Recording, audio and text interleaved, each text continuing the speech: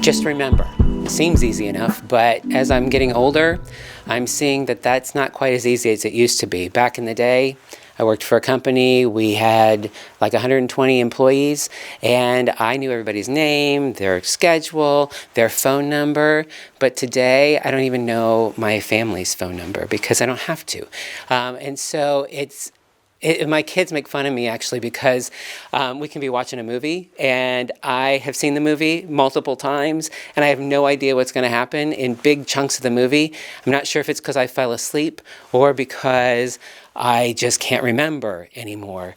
And so I just think it's interesting that God knows that and knows that about us, that we won't remember unless he keeps reminding us. And so here in this Holy Week, on Thursday of Holy Week, this is when Jesus told his disciples to go get the room ready because we're going to have a Passover meal. Well, Passover was for the Jews to remember what happened in Egypt. And the unleavened bread, the festival of unleavened bread, is what that was all a part of. So why unleavened bread? What does that mean? Well, that was representative of the Israelites needing to be ready at any time. Ready to go. Whenever Moses gave the word, they were to go. And then the Passover was in relation to the plague of the firstborn and how they were to sacrifice a lamb, put the blood on the doorposts of their homes so that the angel of death would pass over them and that they would not lose their firstborn. Well, this is what they were celebrating as the disciples and Jesus came together. Jesus sent a couple disciples ahead of him to get everything ready, and they thought they were all coming to a Passover meal that night. And so when they got there, they found out that Jesus had something else in mind, something else that he wanted them to remember, something that was going to change the trajectory of their lives forever. And so as we look at it here in this Holy Week, we need to take the time to remember what was going on, what the disciples were going through. Even what the early church went through several decades later. Paul writes to the Corinthians in Corinthians 11, he writes, hey, I'm disappointed in what you're doing. You're not coming together in unity. You're not doing this together. Some are eating ahead of others and others aren't getting any. And so we're not doing what the Lord intended. So let me remind you what the Lord said. And so in 1 Corinthians 11, he says, the Lord Jesus, on the night he was betrayed, took bread, and when he had given thanks, he broke it, and he said, this is my body, which is for you. Do this in remembrance of me.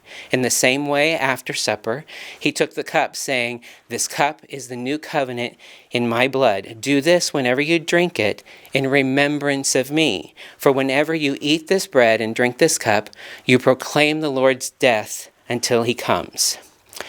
And so it goes on to say that if you don't do this seriously, then it's sin. And so as we are preparing our hearts for what's about to happen in our remembrance this year of Easter, as we're preparing our hearts, let's re-examine our relationship with Christ. Let's re-examine where we are.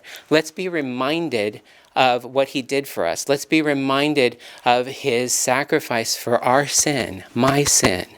Let's be reminded of his love, his unmerited favor toward us, the fact that he wants a relationship with us. Let's be reminded and let's rededicate, let's re-examine our lives and lay our sin all out there and give it to him and let him transform us even more so this year as we're looking at celebrating Easter in a different way.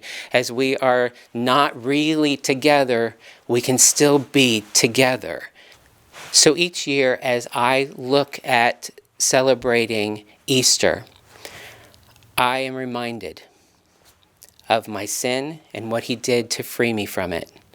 I am reminded of his love and his faithfulness to me.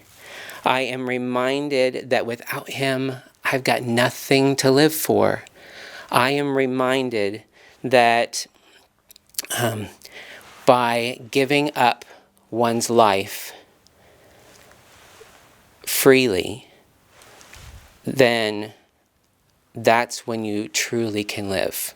So let's take the time over this next 24 hours and let's just take a look at our relationship with Jesus. Let's re-examine our lives, and let's just remember that he is the reason that we celebrate.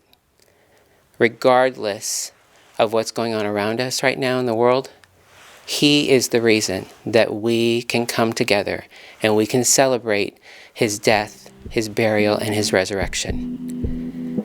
And that through that, he is changing our life and transforming us to be more like him, so that then we can eventually be with him forever.